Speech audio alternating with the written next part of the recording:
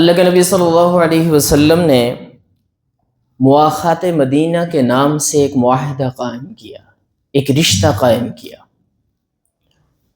اس کے اوپر میں اگر کتابیں لکھی جائیں، بڑی بڑی کتب لکھی ہوئی ہیں مواخات مدینہ کے اوپر، لیکن اختصار کے ساتھ میں بات کروں گا۔ اب تھوڑا سا تقابل کی طرف آتے ہیں، تقابل کی طرف۔ ذرا مواخات مدینہ کو اس وقت موجودہ اپنے حالات سے ذرا تقابل تو کر لیں، تب باتیں کچھ سمجھ آ سکتی ہیں۔ اکرم صلی اللہ علیہ وسلم نے مکہ سے مدینہ المنورہ کی طرف ہجرت کی،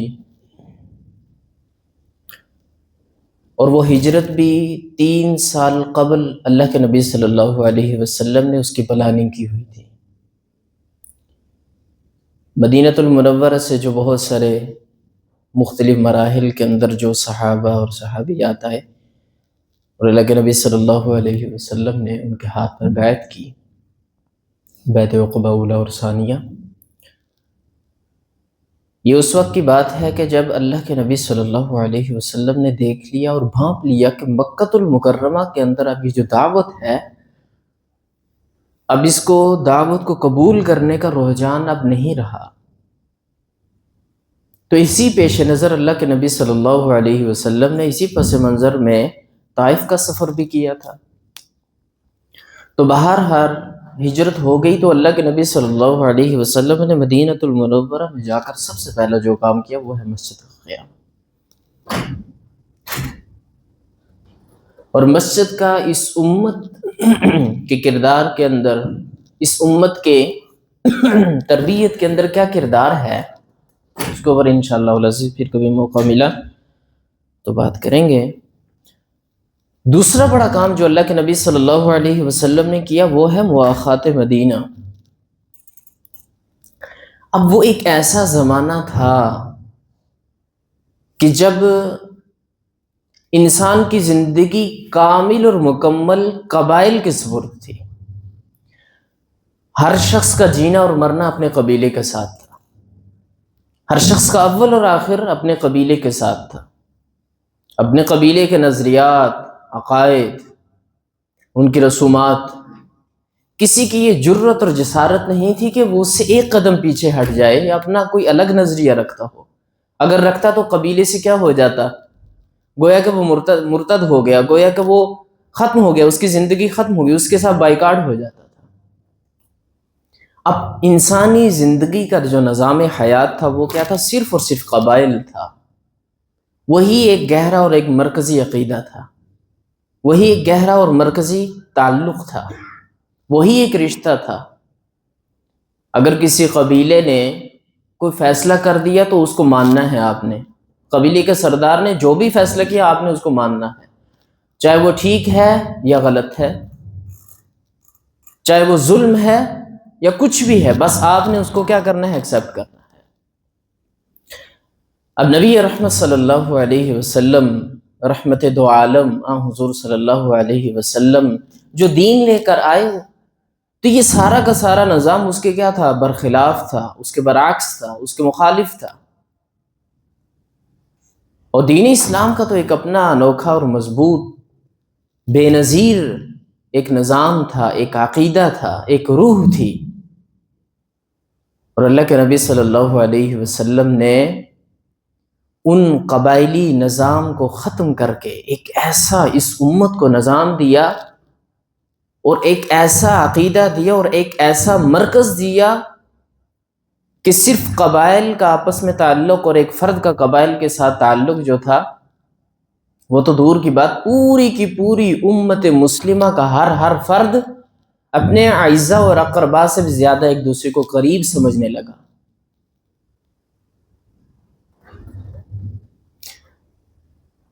اللہ کے نبی صلی اللہ علیہ وسلم نے مواخات مدینہ کے نام سے ایک معاہدہ قائم کیا، ایک رشتہ قائم کیا۔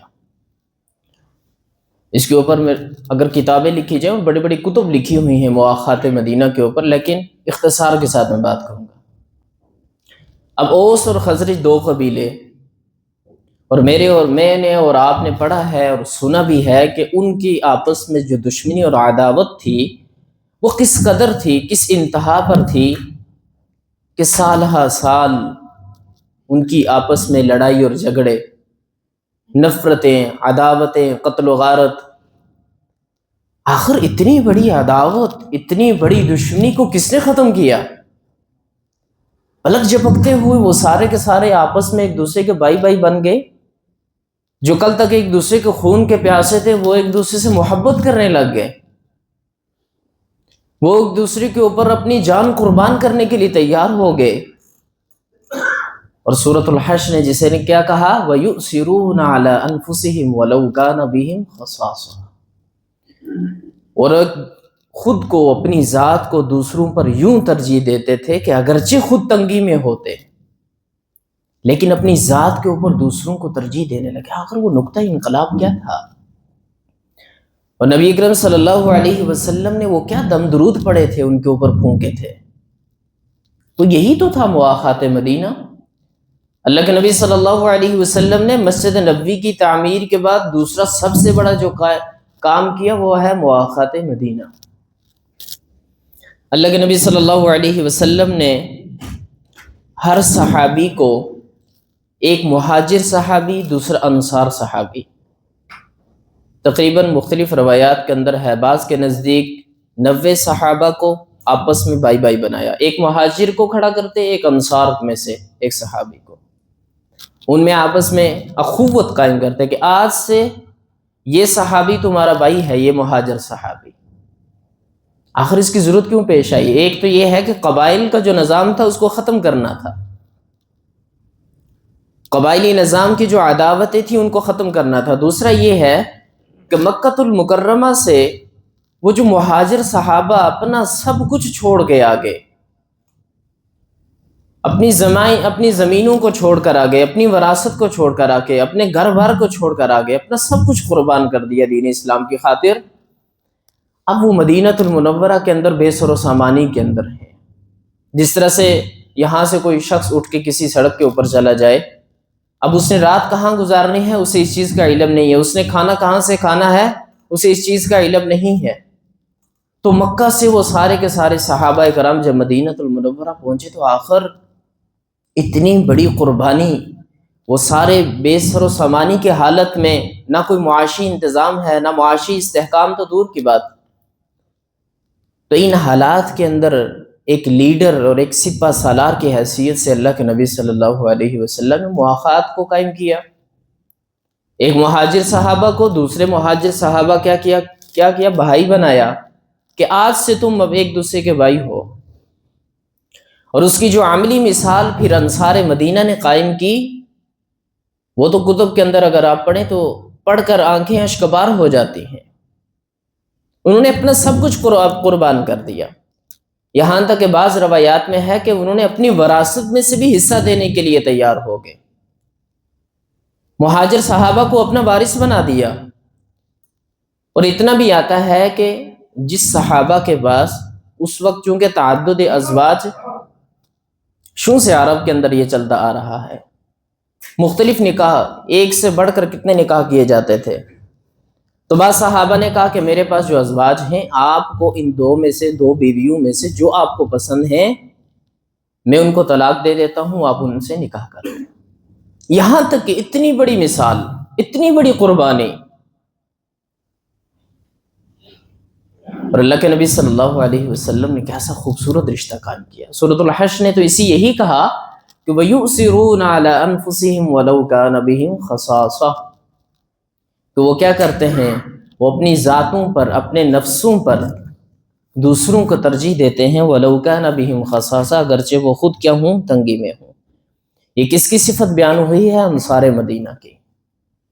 تو اللہ کے نبی صلی اللہ علیہ وسلم نے ان حالات کے اندر ایک ایسا انقلاب برپا کیا کہ قبائلی نظام بھی ختم ہو گیا، خون کے رشتے کی سے بڑھ کر ایک اور رشتہ قائم کر دیا، وہ ایمان کا رشتہ. خون کے سارے رشتے کیا ہوئے؟ وہ پس پشت رہ گئے، اور ایمان کا جو رشتہ تھا وہ سب سے کامل اور مکمل اور مضبوط اور مستحکم ہو گیا. اور سورۃ الحجرات کے اندر بھی اللہ رب العالمین نے اسی رشتے کو بیان کیا ہے کہ انما المؤمنون اخوہ، کہ اہل ایمان آپس میں بھائی بھائی ہیں. کہیں پہ خون کا تعلق نہیں ہے، کہیں پہ رشتے کے تعلق کو معیار قرار نہیں دیا، بلکہ اہل ایمان کا سب سے مضبوط رشتہ ہے، اور تاریخ کے اندر اس کے لیے کیا ہے، کتنی ہی مثالیں رقم ہو چکی ہیں۔ بہرحال اب کچھ عملی لائے عمل کی طرف آتے ہیں کہ ہمارا لائے عمل کیا ہو سکتا ہے۔ مواخات کا مقصد تو یہ تھا کہ قبائلی تعصب کا خاتمہ ہو جائے، مہاجرین کی معاشی مدد ہو جائے، اسلامی اخوت کی بنیاد ہو، ایمان کو رشتہ خون پر اللہ کے نبی صلی اللہ علیہ وسلم نے فوقیت دی ہے، اور ایک امت کی تشکیل ہے۔ یہ تو ریاست مدینہ کا ایک پہلا قدم تھا، ریاست مدینہ کا ایک پہلا قدم تھا، اور میں نے پہلے ذکر کیا کہ اس سے پہلے ایک قدم اور ہے۔ یہ دوسرا قدم، ایک اللہ کے نبی صلی اللہ علیہ وسلم نے سب سے پہلے مسجد کا قیام کیا، اس کے حوالے سے انشاءاللہ العزیز پھر بات کریں گے۔ اب مواخات کے نتائج کیا نکلتے ہیں اختصار کے ساتھ؟ ایک تو یہ ہے کہ غربت اور بے سر و سامانی کا خاتمہ ہوا، ہر صحابی دوسرے صحابی کے ساتھ، ہر صحابی دوسرے صحابی کے ساتھ منسلک ہو گیا، اس کا بھائی بن گیا، تو اخوت کا کیا ہوا، قیام ہوا۔ دوسرے نمبر پر معاشی خود کفالت، تیسرے نمبر پر دنیا کو اسلامی بھائی چارے کا پیغام۔ یہ میں اور آپ نے ان چیزوں کو اپنے دل و دماغ کے اندر اتارنا ہے۔ اب تھوڑا سا تقابل کی طرف آتے ہیں، تقابل کی طرف۔ ذرا مواخات مدینہ کو اس وقت موجودہ اپنے حالات سے ذرا تقابل تو کر لیں، تب باتیں کچھ سمجھ آ سکتی ہیں۔ رشتہ ایمان پر قائم تھا اس وقت، ذاتی مفاد کو قربان کر دیا، اور آج کیا ہے، تعلق مفاد، جماعت، مسلک اور سیاست پر۔ آپ کا تعلق کسی سے ہو سکتا ہے، لیکن کس پر ہوگا؟ یا تو آپ کے مفاد ہوں گے، یا تو کوئی سیاسی نظریہ ایک ہے، ہم آہنگی ہے، یا پھر مسلک ایک ہے، یا پھر سیاست۔ مفاد ختم تو تعلق کیا ہو گیا، ختم ہو گیا۔ ظاہر ہے بنیاد ہم نے یہ رکھ لی ہے۔ دوسرے نمبر پر اپنی ضرورتوں پر دوسروں کو ترجیح۔ اس زمانے میں یہ تھا، اللہ کے نبی صلی اللہ علیہ وسلم نے یہ تعلیم دی، اپنی ضرورتوں پر دوسروں کو ترجیح۔ وَيُؤْثِرُونَ عَلَىٰ أَنفُسِهِمْ وَلَوْ كَانَ بِهِمْ خَصَاصَةٌ۔ لیکن اب کیا ہے، خود محفوظ، دوسرا بھوکا مر جائے، خود لاکھوں اور اربوں کے اندر کھیلنا، اور دوسروں کو کم سے کم جو اس کی تنخواہ ہے اس کے اوپر اسے کافی اور شافی سمجھنا۔ یہ کھری اور سچی بات ہے۔ اگر میں اور آپ آج کسی کو بطور ماتحت اپنا کام کاج کے لیے رکھتے ہیں، تو اسے 30 سے 35 ہزار کے اندر اسے ہم سمجھتے ہیں کہ بس اس کا نظام بہت اچھا ہے۔ اب ذرا سا تقابل کیجئے، اللہ کے نبی صلی اللہ علیہ وسلم نے کیا تعلیم دی؟ وَيُؤْثِرُونَ عَلَىٰ أَنفُسِهِمْ وَلَوْ كَانَ بِهِمْ خَصَاصَةٌ۔ بات تو ساری کی ساری ایک طرف رہ گئی۔ اور زکوٰۃ کا جو اس وقت زکوٰۃ دیتے ہیں ہم، وہ بھی بوجھ سمجھ کر، بڑی مشکل سے، بڑی تنگی کے ساتھ زکوٰۃ دی جاتی ہے۔ اب تھوڑا سا تقابل میں آگے چلے۔ مہاجر اور انصار ایک امت، تفریق ختم ہو گئی، وہ اوس اور خزرج کی وہ دشمنیاں ختم ہو گئیں، اور اب کیا ہے، مسلک ہے، زبان ہے، قومیت ہے، تعلیم پر امتیازات ہیں۔ کسی کو کسی کے اوپر فوقیت ہم کس بنیاد پر دیتے ہیں کہ وہ فلاں مسلک کا ہے، میں فلاں مسلک کا ہوں، اس نے فلاں تعلیم حاصل کی ہے اور میں نے تو فلاں تعلیم حاصل کی ہے، اس کا تعلق تو فلاں خاندان سے ہے، میرا تعلق تو فلاں خاندان سے۔ یہ کہاں سے تصورات آ گئے؟ اللہ کے نبی صلی اللہ علیہ وسلم نے جو مواخات قائم کی تھی، ذرا اس سے تقابل کر تو دیکھ لیں۔ اور مسجدیں بھی تقسیم، اس وقت کی مساجد تقسیم نہیں تھی، کسی مسجد کے اوپر دیوبندی، بریلوی، اہل حدیث کچھ بھی نہیں لکھا تھا، ساری کی ساری مساجد ایک تھی۔ اب تو اس میں بھی تقسیم ہے، تو تقابل کرتے جائے۔ اسی طرح سے چوتھے نمبر پر ایک مسلم کا مسئلہ سب سے بڑا مسئلہ تھا، ایک مسلم کا مسئلہ سب سے بڑا مسئلہ، اور اللہ کے نبی صلی اللہ علیہ وسلم کی حدیث سے بھی اس کا پتہ چلتا ہے۔ لیکن اب کیا ہے، وہ امت کا، ایک شخص کا مسئلہ امت کا مسئلہ بننے کے بجائے ہمسایہ، ہم آفاقی سطح کو، میں بین الاقوامی سطح کو بات نہیں کر رہا، موجودہ دیگر جو ممالک ہیں، میں اہل غزہ کی بات نہیں کر رہا، میں ذرا بالکل نیچے سے اوپر جائیں، خود انسان کیا ہے، غنی ہے، وہ مال و دولت کے اندر کھیلنے والا ہے، اس کی زندگی عیش و عشرت کے اندر ہے، لیکن قریب جو اس کا ہمسایہ ہے وہ اس سے کیا ہے، غافل ہے۔ تو ہمسایہ کیا ہے، وہ فقر و فاقے کے اندر ہے، ہمیں خبر نہیں، اور سوشل میڈیا کے اوپر ایک دوسرے کے فرینڈ ہیں، بڑی بڑی فرینڈ لسٹ، ٹھیک ہے۔ اسی طرح سے وہاں پہ ہم ایک دوسرے کو دعائیں بھی دے رہے ہیں، فوری کاپی پیسٹ کر لیتے ہیں، انا للہ و انا الیہ راجعون، اس کے لیے دعائیں، لیکن عملی زندگی کے اندر کبھی نہ کسی کی عادت کا موقع ملتا ہے، نہ کبھی کسی کے لیے دعا کرنے کا موقع ملتا ہے، نہ کبھی سے کسی سے دکھ بانٹنے کا موقع ملتا ہے۔ تو یہ بھی ہم تقابل کر سکتے ہیں۔ پھر 5ویں نمبر پر قیادت خود عملی مثال تھی۔ اللہ کے نبی صلی اللہ علیہ وسلم کی ذات گرامی اقدس خود ایک عملی مثال تھے، خود نبی رحمت صلی اللہ علیہ وسلم نے خود مثال قائم کر کے بتلایا۔ ایک غزوہ کے موقع پر اللہ کے نبی صلی اللہ علیہ وسلم کو، غزوہ تبوک کے موقع پر، خندق کے موقع پر، جب ان کو جابر بن عبداللہ نے دعوت دی کہ اللہ کے نبی صلی اللہ علیہ وسلم کان میں آ کر کہا کہ کھانا تیار ہے، بس صرف 3 صحابہ، 2 سے 3، تو اللہ کے نبی صلی اللہ علیہ وسلم ایک لیڈر اور سپہ سالار کی حیثیت سے ہو سکتا تھا کہ خود چلے جاتے، جابر بن عبداللہ کے جار کھانا تناول فرما کے تشریف لے آتے، لیکن نہیں، اس کے برعکس کیا، پورے کے پورے تمام کے تمام صحابہ کو کہا کہ جابر بن عبداللہ کے گھر کیا ہے، دعوت ہے۔ تو جابر بن عبداللہ کے تو ہوش و حواس اڑ گئے، میں نے تو صرف 3 بندوں کے کھانے کی دعوت دی تھی، اور گھر میں 3 بندوں کے کھانے کا انتظام تھا، اللہ کے نبی نے تو سب کا۔ اب وہاں اور آج اس سے کمپیریزن کیجئے، تقابل کیجئے کہ آج ہمارے سپہ سالار اور ہماری جو لیڈر ہے، ہماری جو لیڈرشپ ہے، ہماری جو قیادت ہے، وہ کیا کرتی ہے؟ ایک جو کارکن ہے، عام کارکن ہے، وہ اپنا خون پسینہ لگا کر سب کچھ کرتا ہے، اور ہمارا جو لیڈر اور جو ہمارا قائد ہوتا ہے وہ عیش و عشرت کی زندگی بسر کرتا ہے۔ اللہ کے نبی صلی اللہ علیہ وسلم جابر بن عبداللہ کے گھر اکیلے کھانا کھانے نہیں گئے، بلکہ سارے صحابہ کو لے کر گئے، اور وہیں پہ اللہ کے نبی صلی اللہ علیہ وسلم کے ہاتھوں ایک معجزہ ہوا۔ تو آج اس وقت کی قیادت خود عملی مثال تھی، اور آج کیا ہے، ذاتی مقاصد کی وجہ سے نفرت، انتشار کا داعی۔ ہر شخص اور ہر لیڈر کی یہ کوشش ہے کہ میں کسی طرح سے نفرت اور انتشار پیدا کروں، اور ایک اکثریت افرادی قوت میرے ساتھ ہو جائے۔ اسی طرح سے عوام کے اندر بحران ہے، اور خود ہماری لیڈرشپ کہاں ہے، کبھی لندن ہے، کبھی اور سوئٹزرلینڈ ہے، کبھی کینیڈا۔ تو گویا کہ جامع نتائج کی طرف آئیں تو بات یہی ہے کہ بیداری احساس، اللہ کے نبی صلی اللہ علیہ وسلم نے مواخات مدینہ سے بیداری احساس کا پیغام دیا ہے، بیداری احساس کی تعلیم دی ہے۔